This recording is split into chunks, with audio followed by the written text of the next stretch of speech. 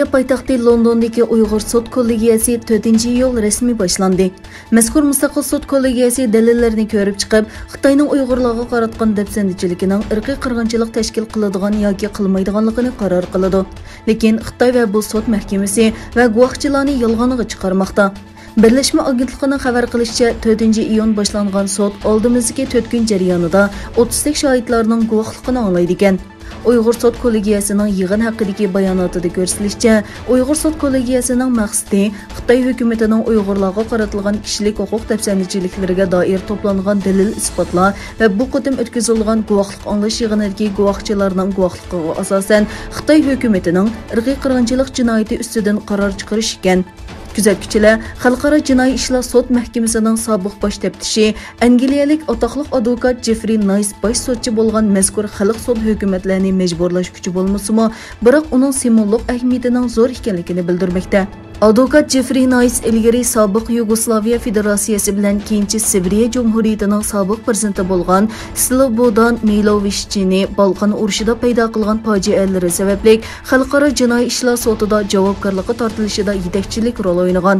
Hozirgacha Amerika hukumati, Angliya, Kanada va Gollandiya parlamentlari Xitoyning Sharqiy Turkistondagi qilmishlarini irqiy qirg'inchilik deb e'lon qildi.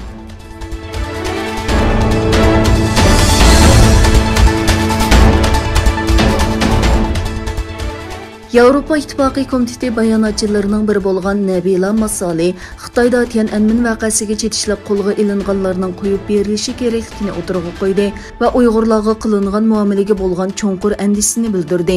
Bayonotchi mundaq dedi: Yevropa İttifaqı 1989-yildagi tinch va demokratik namoyish va ularning ziyonkashlikka uchraganlarni yod etish bilan birga Xitoy doiralaridan bu voqealarga munosabatlik yoki xotirli sababidan qo'lga ilingan kishilar va kishilik huquq qo'g'dovchilarni darhol va shartsiz qo'yib berishni talab qiladi. Masalliy xotirlash murosimining Xitoy virusiga qarshi turish tadbirlari ruxsat qilgan doirada o'tkazilishi kerakligini ta'kidladi. G'ayri rasmiy sonliq ma'lumotlarga qaraganda 1989-yili 4-oyda boshlangan va 4-iyungacha davomlashgan, oxirida poytaxt Beyjingdagi Tiananmen maydonida zo'rlik bilan bostirilgan voqealarda 2000 dan ortiq odam hayotidan ayrilgan. Bayonotchi Masali Xitoyning Uyg'urlarga tutgan muomalasi to'g'risidagi bir savolga mundaq javob berdi. Yevropa İttifaqı ham ommaviy bayonotlarida, ham Birlashgan Davlatlar Tashkiloti kishilik huquq kengashida, shundaqla Xitoy doiralari bilan ko'rishganda, siyosiy qayta tarbiyalash lagerlari va fuqarolarning diniy e'tiqod erkinligiga chek qo'yish masalasida oshkora va ko'p qatim ig'ir andishalarini bildirdi.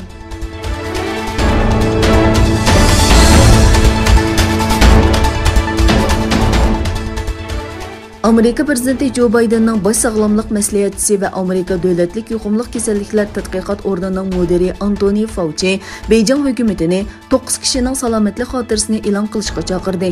Ularning 3 nafari Wuhan virus tajribaxonasida ishlagan bo'lib, ular yuqum boshlanishidan burun bir xil yangi koronavirus bilan yuqumlangan.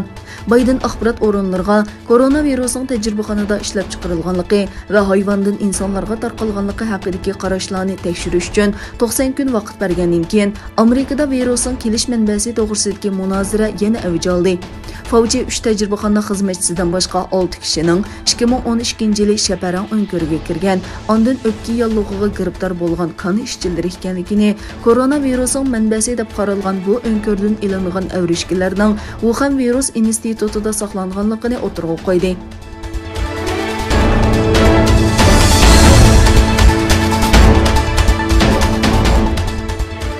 Angliya Yevropa İttifaqıdan chekinib chiqqandan keyin Norvegiya, Islandiya va Liechtenstein bilan savdo kelishimi imzoladi.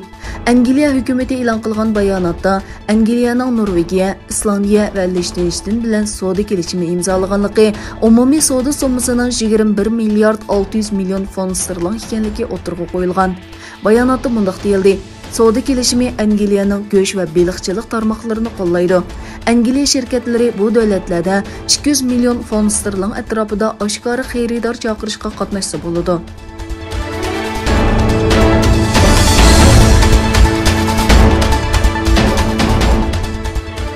Xitoyning Gansu o'lkasidagi bir yo'lovchilar poyezi temir yo'l ishchilariga so'qilib 9 odam qazo qilgan.